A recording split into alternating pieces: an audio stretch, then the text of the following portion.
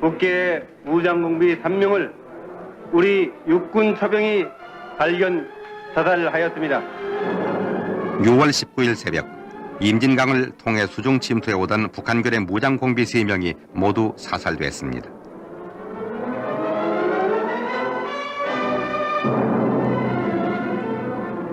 이들의 배낭 속에서 기관권총 실탄, 서울 근교지도, 난수표, 국군 대위 장교복 한 벌과 하사관 복 2벌 등 모두 1386점이 도백됐습니다.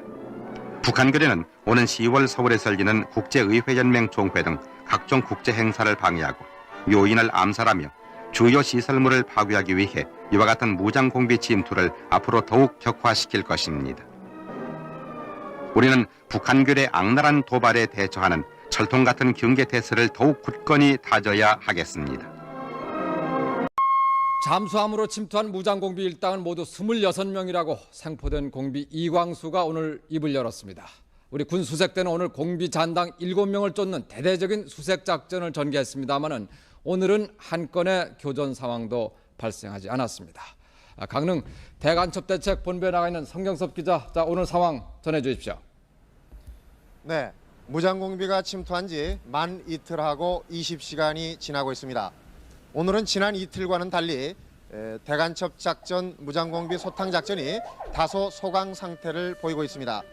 군 수색대는 오늘도 공비들의 도주하거나 숨어있을 가능성이 큰 지역에서 대대적인 수색 작업을 폈지만 잔당들을 찾아내지는 못했습니다. 군 당국은 7명으로 추정되는 잔당들이 사살된 공비들과는 달리 전문적인 전투 요원이라는 점을 들어 이들이 포위망을 뚫고 내륙 지역으로 달아날 가능성에 대비하고 있습니다. 특히 무장공비들이 숨어있던 강동면 임곡리의 한 민가에 어젯밤 군복을 입은 남자가 찾아와 소금과 물을 얻어 오대산 쪽으로 달아났다는 주민 신고가 뒤늦게 접수돼 이 같은 가능성을 뒷받침하고 있습니다. 군 당국은 이에 따라 포위망을 공비 출몰 지역인 강동면 인근 지역까지 확대하고 특전 요원들을 대거 투입해 수색 작전을 강화하고 있습니다. 이와 함께 잔당들이 포위망 안에 숨어있을 가능성에 대비해서 투항을 권유하는 선무전단과 주민 신고를 당부하는 전단을 강동군 일대에 대량 살포했습니다. 군 수색대는 날이 어두워지면서 일단 산악지역 수색을 중단하고 도주 예상로를 차단하기 위한 매복 작전을 펼치고 있습니다. 공비 소탕 작전을 취재하고 있는 각 언론사들의 속보 경쟁으로 오늘 하루 공비와의 교전 소식이 여러 차례 전해졌지만 모두 사실과 다른 것으로 확인되기도 했습니다. 작전 사흘째, 날이 밝자 추적대에는 활기가 돕니다. 헬기 정찰 도중 무장공비가 마지막으로 사살됐던 정동진리 근처에서 러닝셔츠만 입은 남자 2명이 포착됐기 때문입니다. 나만 보고 조종사들은 못 봤어요. 한번 털어나자고 하니까 안 보였어요. 내 눈에는 두 명이, 런닝 차림을 2명이. 우리 군이 너희들을 완전히 포위하고 있다. 즉시 철벽부대 병력이 투입되고 이 일대에 대한 대대적인 수색 작전이 펼쳐집니다. 비슷한 시각 다른 부대도 공비를 받다는 또 다른 첩보를 따라 이동을 합니다. 지금 시간이 오전 11시 10분, 강동면 안인리 앞산에 무장공비들이 나타났다는 제보에 따라 군 1개 중대가 수색에 나서고 있습니다. 말로만 듣던 총격전을 앞둔 군인들의 아직 앳된 얼굴에 비장함이 감돕니다. 그러나 공비는 끝내 발견되지 않았습니다. 이제 수색에서 성과를 못 거둔 채 야간 매복 작전을 맡게 될 수밖에 없어 긴장감은 더 높아집니다. 아주 사소한 것에도 상당히 민감합니다. 그래서 종종마다 이제 헛개비 같은 것도 보는 경우도 있고 놀래가지고 오발 사고 나는 경우도 있고. 국방부는 이번에 침투한 무장공비가 모두 26명인 것으로 잠정 결론 짓고 남은 7명의 무장공비를 색출하는 데 총력을 기울이고 있습니다. 자, 국방부 상황실에 나가 있는 이호인 기자 전해주십시오. 네, 이곳 국방부는 군 수뇌부들이 불을 환하게 밝힌 채 사흘째 철야 근무에 들어갔습니다. 국방부와 합참은 생포된 이광수를 통해 남은 무장간첩이 7명으로 확인되자 잔당 색출 작전에 새로운 자세로 임하고 있습니다. 특히 남은 무장공비 가운데 은신과 산악 돌파 능력이 뛰어난 전문 침투조가 포함되어 있는 것으로 확인됨에 따라 야간 매복을 강화하고 예상 도주로를 봉쇄하는 데 박차를 가하라고 지시했습니다. 이에 앞서 국방부와 합참은 생포된 이광수가 무장공비의 전체 숫자는 26명이며 남은 무장공비는 침투조 3명에 안내원 2명, 승무원 2명 등 모두 7명이라고 진술했다고 밝혔습니다. 이광수에 따르면 침투조 3명은 아군 전투복과 전투모를 착용하고 M16 소총과 권총 수류탄으로 무장하고 있으며 안내원 2명도 아군 전투복에 무장을 하고 있습니다. 또 이들은 잠수함을 탈출할 당시에 침투조에 이어 안내원, 승무원의 순서로 3계조로 나눠 분산 도주한 것으로 드러났습니다. 군 당국은 이 밖에 이번 침투의 목적이 강릉 비행장과 괴방산 안테나의 정찰이라고 이광수가 진술하고 있지만 아직도 신뢰하기엔 의문점이 있다고 보고 이광수를 계속 추궁하고 있다고 밝혔습니다. 따라서 군 당국은 이광수가 진술한 내용의 진위 여부를 확인하기 위해 잔당을 가능한 한 생포한다는 방침을 세워놓고 있습니다. 한편 국방부는 16절지 크기의 종이에 볼펜으로 김정일에게 충성을 맹세한다는 내용을 빽빽이 쓴 무장공비들의 충성 맹세문의 원본을 언론에 공개했습니다. 이번 무장공비 침투 사건에서 가장 큰 의혹의 하나는 이들이 과연 무엇을 노리고 침투했느냐 하는 점입니다. 잠수함 첫 발견 이후 계속 쫓겨다니기만 하는 이들의 행적에서 뭔가 특수 임무가 있다고 하는 의혹이 더욱 커지고 있습니다. 빈약한 무기, 엉성한 전투력, 지금까지 소탕된 무장공비들의 행적을 보면 전투력에 의문이 가는 것도 사실입니다. 그러나 이들이 특수 임무를 띠고 침투했다는 사실은 이제 분명하게 나타나고 있습니다. 먼저 이들은 단순히 훈련 차원의 통상적인 작전을 수행하고 있었던 것은 아니라는 사실입니다. 생포공비 이광수는 잠수함이 기관 고장으로 좌초돼 있기 때문에 상륙했다고 말했습니다. 하지만 당시 해류는 북쪽으로 흘러 잠수함이 남쪽으로 표류했을 가능성은 희박합니다. 이광수는 그러나 잠수함 고장 이틀 전에 벌써 전투 요원이 침투한 사실은 인정했습니다. 이 밖에 도주 중인 잔당들이 상당한 훈련을 받은 최정예 전투 요원들로 추정된다는 점도 특수 임무 성격을 말해주고 있습니다. 그렇다면 침투 목적은 무엇인가? 현 단계로서는 군사 정보 수집과 정찰 활동인 것으로 보입니다. 침투 지점이 전략적 요충 지역인 강릉 앞바다였다는 사실이 이를 뒷받침하고 있습니다. 강릉에는 공군 전투 비행단이 있고 인근 동해시에는 해군 1함대 사령부가 위치하고 있습니다. 마침 이들이 침투한 다음 날부터 우리 해군 1함대는 동해상에서 기동 훈련 중이었습니다. 따라서 이들의 군사 정찰 임무는 앞으로 대규모 군사 도발을 위한 사전 활동이라는 것이 군사 전문가들의 분석입니다. 어제 오후 간첩 3명을 사살한 특전사 비호부대는 수색작전의 진수를 보여준 것이었습니다. 정예부대 특전사에 한치 빈틈 없었던 어제 공비 진압작전 상황을 소개해드리겠습니다. 어제 낮 칠성산 도주했던 간첩 3명이 이곳으로 잠입했습니다. 오전부터 칠성산 아래서 수색 작업을 벌이던 특전사 비호부대는 작전을 바꾸어 헬리콥터를 타고 산 정상으로 올랐습니다. 그리고 공수부대원 80명은 소리 없이 산 아래쪽으로 훑어 내려갔습니다. 50도가 넘는 가파른 경사와 날카로운 암벽 때문에 이곳을 지나려면 목숨을 걸어야 하지만 공수부대원들은 생명을 건 수색 작업을 계속했습니다. 이윽고 공수부대원들은 눈앞에서 움직이는 물체를 포착했습니다. 간첩들이 추적을 피하기 위해 산 위쪽으로 올라오고 있었습니다. 간첩임을 직감한 대원들은 일제히 총을 겨눈 채 숨소리를 멈췄습니다.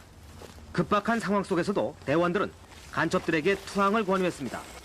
그러나 간첩들은 죽을 각오가 돼 있다는 말과 함께 아카보 소총에 실탄을 장전했습니다. 순간 특전사 비호부대원들의 일제 사격이 시작됐습니다. 사격 시간은 1분 남짓. 평소에 고된 전투훈련은 실전에 그대로 나타나 간첩 3명은 모두 현장에서 사망했습니다.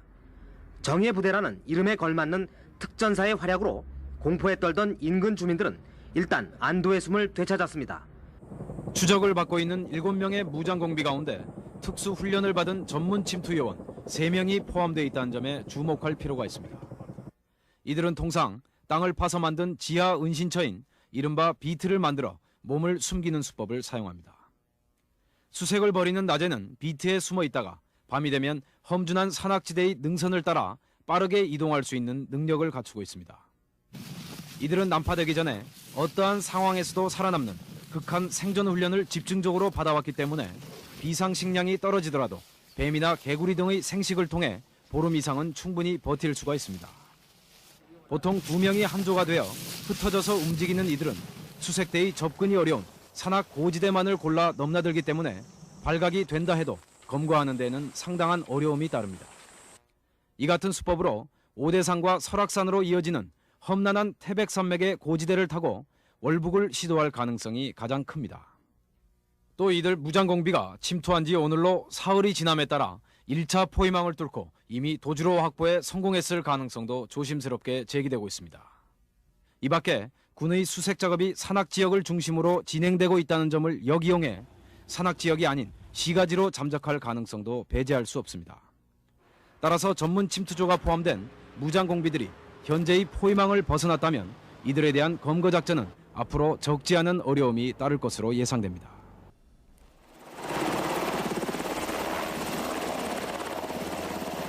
조용했던 산골마을 강릉시 강동면이 전쟁터로 변했습니다. 어제 이 지역에서 공비 한 명이 사살됐고 오늘 새벽에는 공비와 수색대 간의 수류탄 공방전도 있었습니다. 수색병력을 가득 실은 군용 트럭이 쉴 새 없이 마을길을 누비고 마을 상공에는 헬리콥터 10여 대가 온종일 굉음을 내며 맴돌았습니다. 많이 무서우셨어요? 야, 아유, 막 혼자 있는 게 막 벌벌 떨면서 그래도 뭐 나가지도 못해요.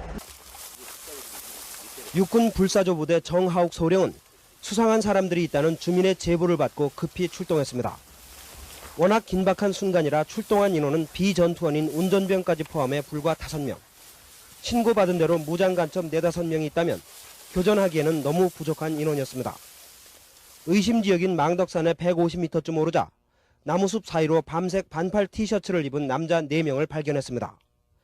부대원은 순간 무장공비임을 직감했고 공비들도 즉각 바위 뒤에 몸을 숨기고 응사태세를 갖췄습니다. 2업 사격을 이제 하늘에다 대고 3방 쐈습니다. 이제 거기서 이제 바로 이제 대응 사격이 딱 나와갖고 이제 우리 같이 대응 사격을 하면서 이제 잡은 겁니다. 일순간에 이 일대는 수백 발의 총탄과 유탄의 폭발음으로 뒤덮였습니다. 지금 주특기가 201이기 때문에 근거리에서 원거리로 멀리 가지 않도록 사격을 했습니다. 몇 발 쐈어? 총 6발, 탄알집에 6발 있는 걸 6발 다 쐈습니다. 위협사격을 하니까 거기서도 같이 맞대응 같이 사격을 해갖고 이제 과장님이 그 총 소리를 듣는 다음에 저희 보고 이제 계속 발사. 저걸 봤어요? 예, 봤습니다. 어지럽던 총소리가 끝나자 무서운 정막. 조심스럽게 수색을 시작하자 바위 뒤에서 공비의 시체 3구가 발견됐습니다.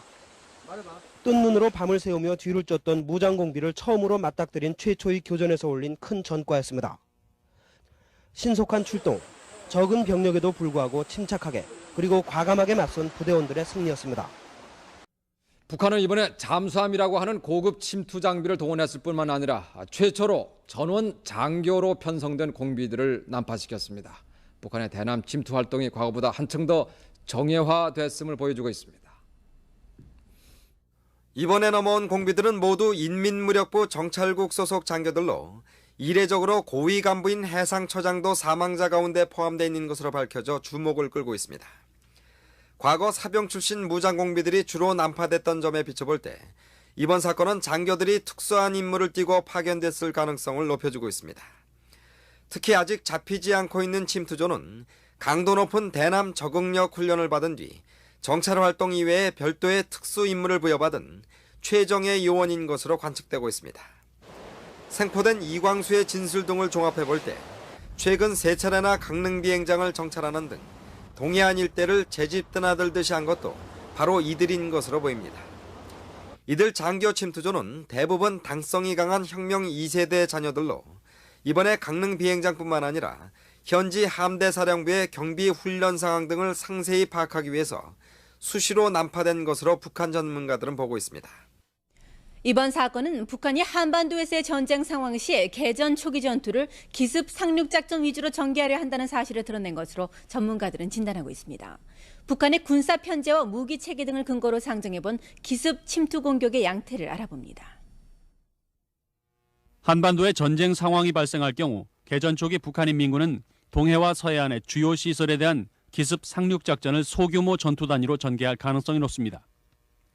이번 정보 수집 활동도 유사시 기습 상륙 공격을 수행하기 위한 것이라는 게 전문가들의 견해입니다. 고도로 이제 정보 수집 능력을 갖춘 이들 요원들은 일단 유사시에 북한 어떤 특수부대 상륙이 가능한 어떤 접근로를 사전에 이제 파악을 하고 북한의 유사시 기습 침투 작전은 전투 전단의 포격 지원을 받으며 고속 상륙정을 통해 일개 소대급 상륙 전투부대를 투입하는 방식으로 전개될 가능성이 높습니다. 북한 해군이 130척 이상을 보유하고 있는 고속 상륙정은 공기부양 방식으로 50명을 태우고 시속 50노트 이상의 고속 항해가 가능하며 갯벌을 포함한 어떤 형태의 해안이라도 활동할 수 있습니다. 채꽃제, 기관단총, AK 소총, 권총, 수리탄 등으로 이렇게 무장한 점을 볼 때 게리라전을 계획한 무력 도발 행위로 권영애 부장은 특히 잠수함에 북한 인민무력부 정찰국 소속 대좌인 해상처장이 승선했다는 사실에 주목하고 있다고 밝혔습니다. 대좌는 우리 계급으로 대령급에 해당합니다. 권 부장은 지난 18일 청악산에서 사살된 채 발견된 군인은 북한의 해상처장, 부처장, 정치지도원, 항해장 등 잠수함 운영 책임자와 전투원 7명으로 판단된다고 밝혔습니다.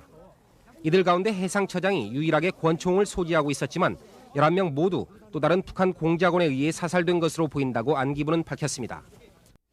북한의 김정일 지도체제는 일반적인 관측과는 달리 혼란에 빠져 있지 않고 김정일이 일사불란하게 직접 지휘하고 있으며 이번 무장공비 침투 사건도 김정일의 직접 지시에 의한 것일 가능성이 있다고 일본의 산케이 신문이 오늘 보도했습니다.